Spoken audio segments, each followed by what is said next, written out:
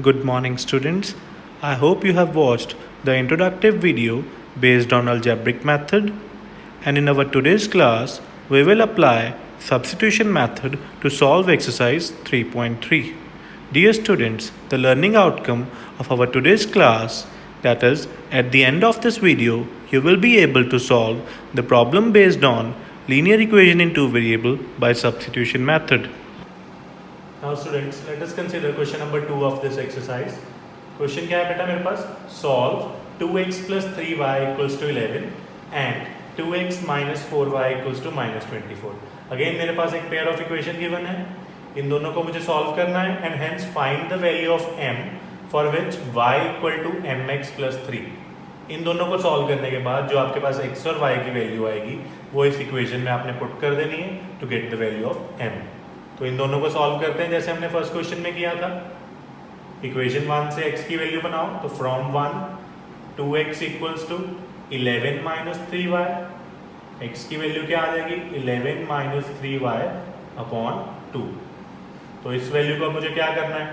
Yes, second equation में put करना है. तो सेकेंड इक्वेशन क्या बन जाएगी? 2 into 11 minus 3y upon 2 minus 4y equals to minus 24 as it is.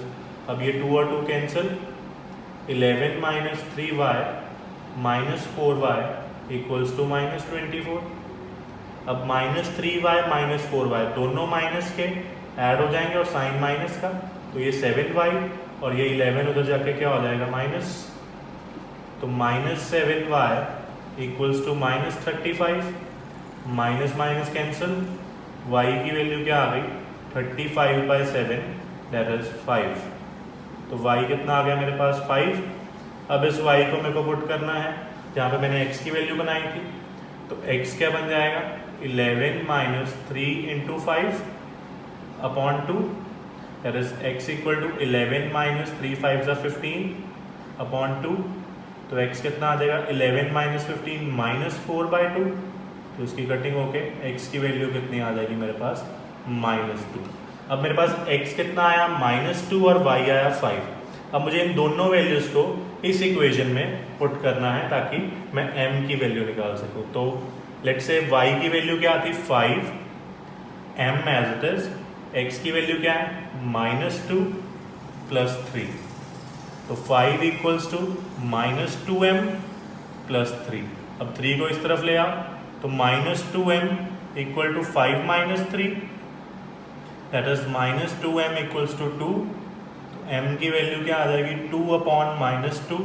Cutting हो गई और माइनस को हम ऊपर लिख लेते हैं. तो m की वैल्यू क्या आ गई? -1. Now let us consider question number 3 of this exercise. Question क्या है बेटा? Form the pair of linear equation for following problems and find the solution bye substitution method. तो सब्स्टिट्यूशन मेथड अब तक तो आपको क्लियर हो गया होगा. हमने फर्स्ट क्वेश्चन सेकंड क्वेश्चन इसी मेथड से सॉल्व किया है. तो इस पर्टिकुलर क्वेश्चन में मैं सिर्फ आपको प्रॉब्लम्स को इक्वेशंस में कन्वर्ट करके दूंगा, उनको सॉल्व आप खुद करोगे. तो जैसे फर्स्ट एग्जांपल है मेरे पास, the difference between two numbers is 26 and one number is 3 times the other. Find them. तो इसको हम इक्वेशन में कैसे लिखेंगे? तो let the first number B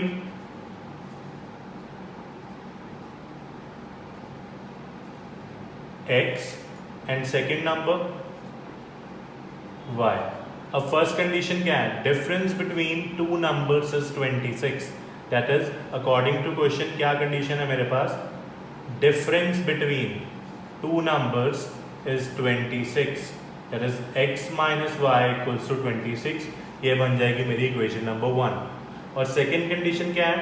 and one number is 3 times the other. तो x is 3 times the other, that is x equal to 3y. इसको standard form में लिखोगे तो 3y को इधर ले आओ, x minus 3y equals to 0. ये क्या बन जाएगी मेरी इक्वेशन नंबर 2. अब बेटा मैंने x equal to 3y ही क्यों लिखा है, y equal to 3x क्यों नहीं लिखा? बिकॉज आप देख सकते हो जब मैंने डिफरेंस लिखा है तो मैंने x को आगे, तो डिफरेंस जनरली क्या होता है? बड़े में से छोटा माइनस. तो by default I have consider x is greater than y. तो इसलिए मैंने x इक्वल टू 3y लिखा है, y इक्वल टू 3x नहीं लिखा. क्योंकि यहाँ पे उसने स्पेसिफाई नहीं किया, जनरल बोला है कि one number is 3 times the other. तो अगर आपको y को बड़ा कंसिडर करना है तो यहाँ पे इक्वेशन क्या बन जाएगी, y इक्वल टू 3x। तो अकॉर्डिंगली उससे दूसरी equation y minus 3x equal to 0 बन जाएगा। अब मेरे पास मैंने x को ग्रेटर लिया है तो दो इक्वेशंस क्या बन रही हैं, x minus Y that is difference of two numbers. दूसरी कंडीशन क्या बन जाएगी, one number is 3 times the other that is x equals to 3y। तो इसको जब मैं रिड्यूस करूंगा माइनस y इधर आ जाएगा, x minus 3y equals to 0। तो अब इक्वेशन 1 और इक्वेशन 2 को आपको सॉल्व करना है किस मेथड से, सब्स्टिट्यूशन मेथड से, जो हमने सीखा है क्वेश्चन नंबर 1 में। नाउ थर्ड क्वेश्चन का सेकंड पार्ट क्या है, the larger of to supplementary angles exceeds the smaller by 18 degree, find them. तो फर्स्ट ऑफ ऑल बेटा क्वेश्चन में क्या लिखा है, supplementary angles. Now I hope आपको पता होगा कि सप्लीमेंट्री एंगल्स क्या होते हैं, दो एंगल्स जिनका सम कितना होता है बेटा, यस 180। तो जिन दो एंगल्स का सम 180 होगा उनको हमको क्या, कौन से एंगल्स बोलते हैं, सप्लीमेंट्री एंगल। तो इसको स्टार्ट करते हैं। Let us consider, let the larger angle be x and जो सेकेंड एंगल होगा या स्मॉलर एंगल होगा y। अब दोनों सप्लीमेंट्री हैं तो फर्स्ट कंडीशन क्या आएगी, इन दोनों का सम क्या होगा, यस 180 डिग्री। तो ये मेरे पास बन जाएगी इक्वेशन नंबर 1। अब सेकेंड कंडीशन क्या है, देखो, the larger of two angle exceeds the smaller by 18 degree. That means larger कौन सा है, x, एक्सीड मतलब ज्यादा। तो जो लार्जर एंगल है वो स्मॉलर एंगल से कितना ज्यादा है, 18 डिग्री। तो दूसरी इक्वेशन क्या बन जाएगी, इसको स्टैंडर्ड फॉर्म में लिखो तो x minus Y equals to 18 degree. This is equation number 2। अब फिर से इन दोनों को आप सॉल्व कर सकते हो by substitution method, again by यहाँ से इक्वेशन 1 से आप x की वैल्यू बना लोगे, उसको सेकंड में पुट करोगे, you can easily solve the values for x and y। Now let us consider the third part. तो क्वेश्चन क्या है बेटा, the coach of cricket team buy 7 bats and 6 balls for ₹3800। Later she buys 3 bats and 5 balls for ₹1750। Find the cost of each bat. तो चलिए start करते हैं। Let the cost of 1 bat equals to ₹x and cost of 1 ball equals to ₹y। अब मेरे पास दो conditions है question में। First condition क्या है बेटा, 7 बैट्स एंड 6 बॉल्स, टोटल कितने में, 3800 में। तो अगर एक बैट की कॉस्ट x है तो 7 की कितनी होगी, 7x प्लस बॉल्स कितनी, 6। एक बॉल की कीमत है ₹y, तो 7 की कितनी हो जाएगी, 6y इक्वल्स टू टोटल 3800। तो ये बन जाएगी इक्वेशन नंबर 1।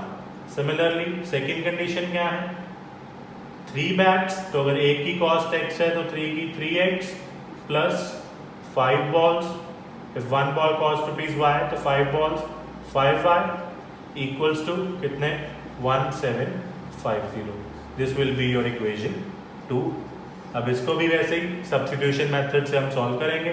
फर्स्ट इक्वेशन से x की वैल्यू बनाओ, सेकंड में पुट करो और सॉल्व करके x और y की वैल्यू आ जाएगी आपके पास। Now let us consider the fourth part. अब ये क्वेश्चन बेटा बहुत इंपॉर्टेंट है, इसको ध्यान से समझना। क्वेश्चन क्या है, the taxi charges in a city consist of fixed charge together with the charge for the distance covered. तो दो तरह के चार्जेस लग रहे हैं, एक फिक्स चार्ज मतलब टैक्सी हायर करने का ही चार्ज लग रहा है, और secondly charge for the distance covered, जितना डिस्टेंस ट्रेवल करोगे उस हिसाब से चार्ज लग रहा है। For a distance of 10 kilometre the charge paid is ₹105 and for a journey of 15 kilometre the charge paid is ₹155। What are the fixed charges and the charge per kilometer? पहले इतना question consider करते हैं। तो दो तरह के charges, एक fix charge, एक charge for the distance covered. तो let us consider, let the fix charge be x ₹x और चार्ज पर किलोमीटर लिख लो या charge for the distance covered, charge per kilometre is equals to ₹y। अब first condition क्या है, for a distance of 10 kilometre the charge paid is 105। अब मैंने बोला था फिक्स चार्ज का मतलब टैक्सी हायर करने का ही चार्ज। तो फर्स्ट कंडीशन क्या है, x प्लस पर किलोमीटर का चार्ज है रुपीज y, कितने किलोमीटर ट्रेवल किया, 10 kilometre, that is 10y, total मिला के कितने पैसे पे किए, 105। तो ये मेरी बन जाएगी first equation, that is x plus 10y equals to 105। अब second condition, for a journey of 15 kilometre the charge paid is 155। तो इसमें भी फिक्स चार्ज तो वही रहेगा x, लेकिन अब डिस्टेंस कितना ट्रेवल किया, 15। तो 1 किलोमीटर का y है तो 15 किलोमीटर का क्या हो जाएगा, 15y, टोटल मिला के कितने पैसे पे किए, 155 रुपीज। तो x plus 15y equals to 155, number 2। अब फर्दर क्वेश्चन में क्या ऐड किया हुआ है, how much does a person have to pay for travelling a distance of 25 kilometre. मतलब उसने कितने पैसे पे करने पड़ेंगे अगर वो 25 किलोमीटर ट्रेवल कर रहा है। तो आप क्या करोगे, इन दो इक्वेशंस को पहले सॉल्व करके x और y की वैल्यू निकाल लोगे। जैसे भी किस मेथड से हमने, सब्स्टिट्यूशन मेथड में जैसे हमने सीखा है, x और y की दो वैल्यूज आ जाएंगी मेरे पास। x की वैल्यू लेट से मेरे पास आती है 5 और y की 10। तो आप चेक कर सकते हो सॉल्व करके, x 5 आएगा, y 10 आएगा।